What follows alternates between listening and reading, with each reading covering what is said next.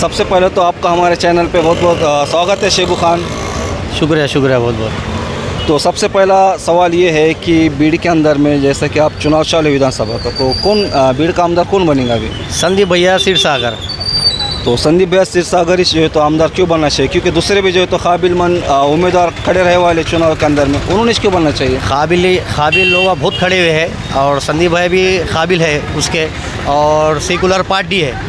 सब में पहले तो है तो जो संदीप भैया की जो पार्टी है सेकुलर है, शरद पवार को बहुत ज़माने से चाहते लोग बीड़ शहर के अंदर, और मुझे लगता है लोगों का माहौल देख के कि संदीप भैया बीड़ से आने वाले हैं।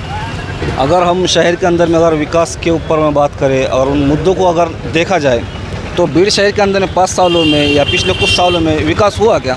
नहीं, असल में क्या हुआ, भैया जैसी चुन के आए 2 साल तो कोरोना में चले गए, 2-2.5 साल तो कोरोना में गए ना, और उसके आगे साल तक सरकार चेंज हो गई। ऊपर 2.5 साल की सरकार थी, 2.5 साल में सरकार चेंज हो गई, तो भैया को टाइम इतने मिला ना, वक्त नहीं मिला ना ये विकास करने का।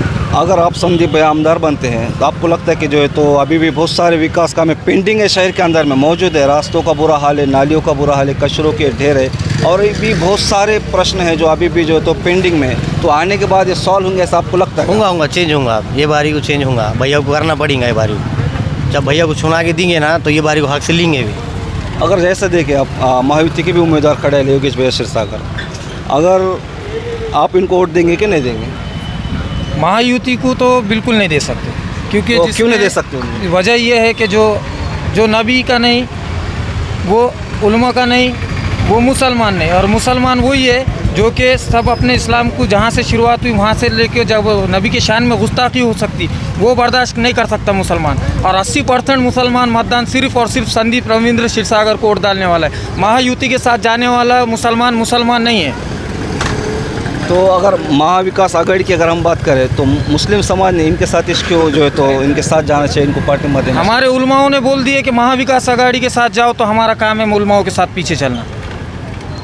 अच्छा, अगर जैसे देखा जाए तो बीड़ शहर के अंदर में रोज़गार की अगर अपन बात करें तो रोज़गार है क्या बीड़ के अंदर में? बात रोज़गार की, बेकारी की, ये बात मैं तुम्हारी मानता हूँ, मगर 5 साल से बीड़ के अंदर जो संदीप क्षीरसागर ने विकास नहीं करे, इसकी बात जो हमेशा होते आई, तो इसकी वजह ये है 2-2.5 साल कोरोना के गए, 2.5 साल शिंदे सरकार की गई, उसके अलावा बाद में कृषि मंत्री यहाँ के धनंजय मुंडे, उन्होंने क्या विकास करे? उन्होंने तो बीड़ ज़िले के कृषि मंत्री थे ना, उनको भी तो सवाल कर सकते हैं ये बारे में। और है मसला ऊपर तो हमारी सरकार नहीं है, और इंशाल्लाह इस बार महाविकास आघाड़ी की सरकार भी आएंगी और संदीप क्षीरसागर चुन के भी आएंगे, और पूरे तादाद से मुसलमान उनको चुन के लाएंगे।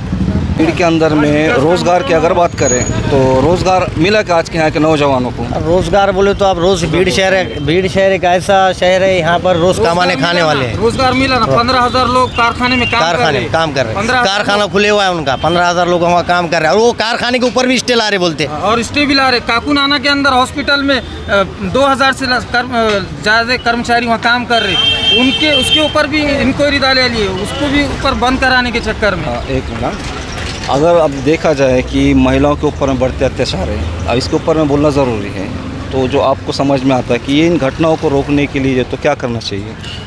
महिलाओं के ऊपर जो अत्याचार हो रहा तो ऊपर तो सरकार ने कड़े से कड़ा एक्शन लेना, कड़क से कड़ा कानून निकालना, लेकिन सरकार तो तीसरी तरफ भटकी हुई है, ये मुद्दे छोड़ के खाली जाति-वादी पे लगी हुई है सरकार ने। तो जो पहले इस पर ध्यान देना, बेटियों पे अत्याचार हो रहा, रेप हो रहा, मार के फेंक रहे हैं, लाडली बहन के 1500 रुपये दे रहे और 500 रुपये बॉन्ड के बढ़ा रहे। हाँ बोल।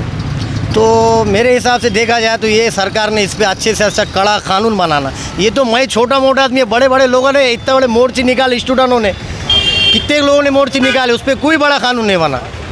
अगर जैसे अब लाड़की बहन योजना की अगर हम बात करें तो क्या मुस्लिम समाज क्या होते इससे खुश है क्या? अभी है ना, मुस्लिम समाज खुश है ना, 1500 रुपये दे रहे थे महीना, तो खुश तो रहेंगे ना। तो आपको ऐसा लगता नहीं कि अगर सरकार जो दे रही तो हमारे ऊपर एहसान कर रही या कुछ और दूसरा कुछ मतलब निकाला जा सकता है? एहसान सरकार एहसान नहीं कर रही, सरकार ने खोपरे का भाव बढ़ा दिए।